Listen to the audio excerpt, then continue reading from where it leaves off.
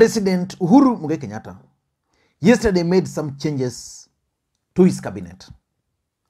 Now, according to the statement which was issued yesterday, reassignment of cabinet secretaries in accordance with Article 155(5)(a) of the Constitution, the following cabinet secretaries have been reassigned as stated. Number 1, Ambassador Dr. Monica Juma, Ministry of Energy.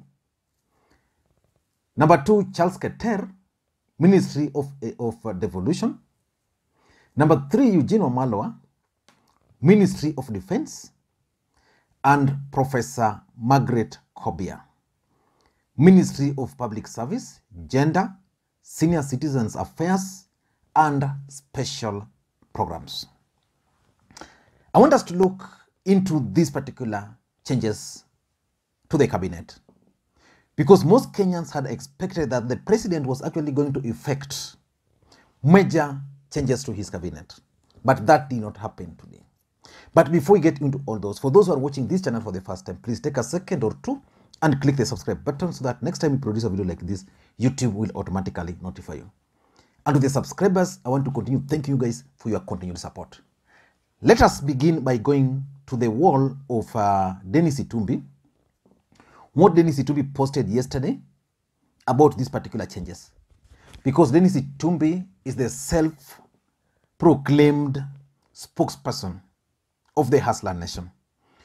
So Itumbi is saying, phase 1 of the cabinet reshuffle done, the other loading, with many CS eyeing a political future. Shared interpretation, KPLC is where the story is. He's saying, Labour CS Chelugoi stripped off the cash and the massive data in the specials program, in the social protection and special programs. This program was used by Deep State in Kiamba by election in an attempt to grant their candidate a win. As usual, it failed. So basically, it means the Labour Cabinet Secretary, who was controlling special programs and social protection, those departments were removed from Chelugoi. Chelugoi is a close ally of the Deputy President, Dr. William Samoei Arap Ruto. And he's also saying Monica Juma given the job of implementing the IPP, Independent Power Producers Report, by December as pledged by the president. Remember, President Uhuru Kenyatta yesterday announced that Kenyans will start enjoying reduced cost of electricity by around 33%.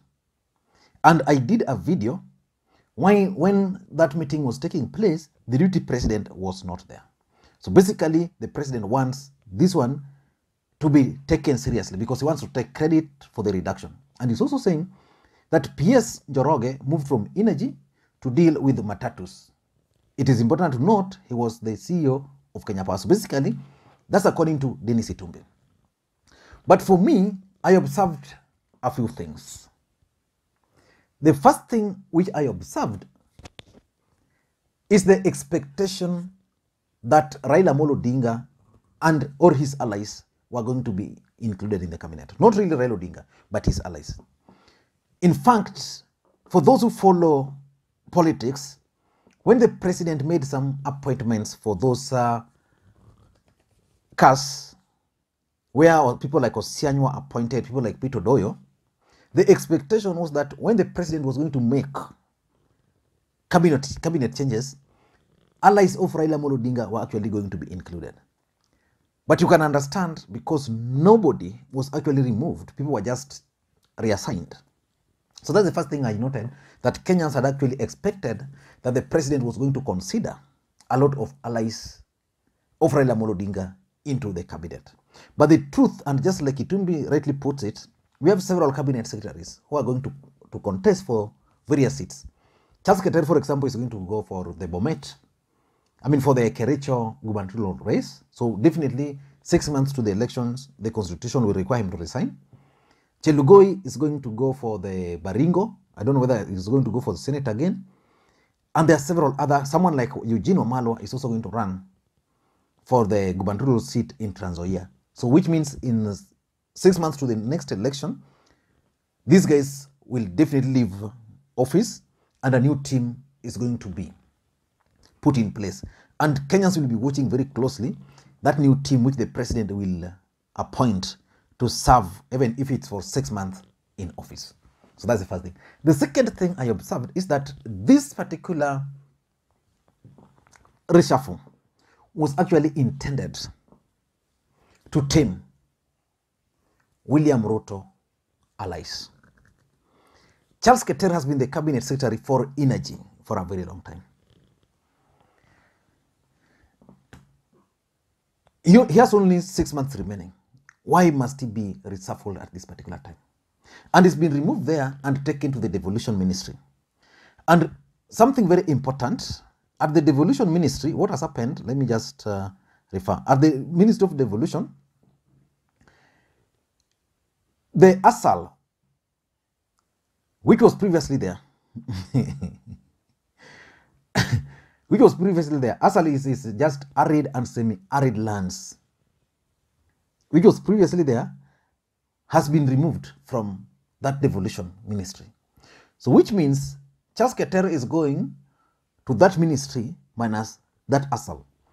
That ASAL is where the money was in that particular Ministry of Devolution. When you talk of irrigation, which was huge, by the way, has been removed and taken to gender. When you talk of dams, was in the Ministry of Devolution. Again, dams has been removed from Keter. So which means the idea was actually to tame or to reduce the influence. Why would someone try to reduce the influence? William Ruto was using government resources to campaign. And he used the Ministry of Energy so well during the last mile project, which he used to launch. You know, he would even go to a home with a poorly mud house, yani a house where you cannot even stay, put meter there, a pole, electricity pole, a meter, and then he would go and launch. So he used the Ministry of Energy so much. And you see, anytime he launched those kind of particular projects, like if electricity was installed in a mud house, I'm not talking of just a general mud house. Mud houses are not bad, but there are some which you cannot actually stay in, and we saw them. You put electricity pole there, you put meter, someone was benefiting. And this is what these guys are trying to tame. So that Ruto doesn't have now someone in cabinet who can invite him to an event to go and launch. Remember, when President Uhuru Kenyatta decided to elevate Fred Matiang'i to the office of the Prime Minister in court, the idea was that Ruto was now not going to launch projects. If you are a cabinet minister and you wanted to launch a project, you don't go to the DP to come and launch it. You will go to Matiang'i, then probably Matiang'i will give okay. So Ruto had that Ministry of Energy. He also had Ministry of Labor. That Ministry of Labor also had so much, but now gone. Remember, Chelugoi was previously in the Ministry of, he was dealing with irrigation. Again, irrigation, dams, constructions, the DP used to launch them. So I tend to think that it was a strategy to deny the deputy president the chance of being invited by his allies to those particular events. Number 3, probably, President Uhuru Kenyatta is trying to align his cabinet to his legacies. And he has realized that for him to succeed, he needs people who can actually help him realize his legacy. Ruto would want a situation where the president fails. And Keter and Ruto are one. Chelugoi and Ruto are one. So which means these two gentlemen cannot really help President Uhuru Kenyatta achieve his legacy. So the best they can do is to undermine the president. But they were managing very serious departments. So what the president has done is that he wants to reduce the cost of electricity. Then who can fast track this? Can he trust Charles Keter with that? I don't think he can do that. And that's why Keter has been moved. So he's putting Monica Juma into that docket, because he believes strongly that Monica Juma cannot betray him. Chelugo is being removed because there's some data. That ministry has data. These data are going to be important for 2022. Now, can President Uhuru Kenyatta trust the allies of the deputy president with this data? He can't do that. So basically, for him to achieve his legacy, he had to remove the allies of the DP and put people who are aligned already with his legacy projects. So that's number 3. Number 4, I tend to think that there's a major cabinet reshuffle which is coming. Maybe in the next 2 or 3 months, because constitutionally, several cabinet secretaries who want to run for office are going to leave and start campaigning. So the president will have to fill the cabinet. And maybe that's why he didn't want to effect, because, you know, some cabinet ministers would say, I'm going to contest, but when that right time comes, then they're not going to contest. So president maybe doesn't want to preempt that. So he's leaving them. Someone like Keteru is already known is going to run. He's just leaving him in office to stay there, probably not to leak certain information. But when their time comes and they leave, then he's going to effect just one major reshuffle. And lastly, I tend to think that the other motive of this particular reshuffle is to deny William Ruto money for campaigns. I know most people will ask me, how is that possible? The truth of the matter is that Ruto made his money in government. 2013 up to 2019, when now the president started closing some of those tabs. The truth of the matter is that Ministry of Energy is one of the ministries in this country where chances of corruption, money finding their way into some people's pocket were high. At some point, there were allegations in this country that the person who was supplying Kenya Power with electricity poles were actually William Ruto and his allies. What about the dams? Yeah, so if you lock, and this is not the first time the DP is being locked, but if it now is locked out of his major sources of funding from government, because, you know, not necessarily stealing, I want you to get me right, not necessarily stealing.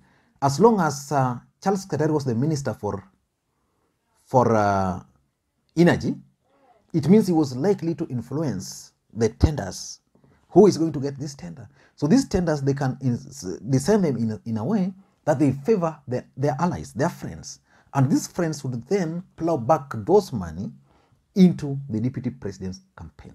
Now, if you lock him out of this, because this is the time most parastatals are going to save money for the campaigns. If you lock him, what happens? He won't get the money. That's my take. I don't know what you think. Let me hear from you. And by the way, KANU is currently unveiling Gideon Moi as their preferred presidential candidate for 2022. Raila Odinga, Kalonzo Musyoka, Moses Wetangula, Musalia Mudavadi are already there. Raila Odinga has spoken and he received a warm welcome. So the question is, why would Gideon Moi make Raila Odinga the chief guest in his event, while Kalonzo Musyoka, Musalia Mudavadi, who are One Kenya Alliance movement members, are there, and these guys have always insisted that they don't have time for Raila Odinga? What message is Gideon Moi trying to send to the country? Until that time, for now, just goodbye from me. But I'm going to do a comprehensive analysis on that particular move by Gideon Moi. Thank you guys, and please may you have a good day. Bye-bye.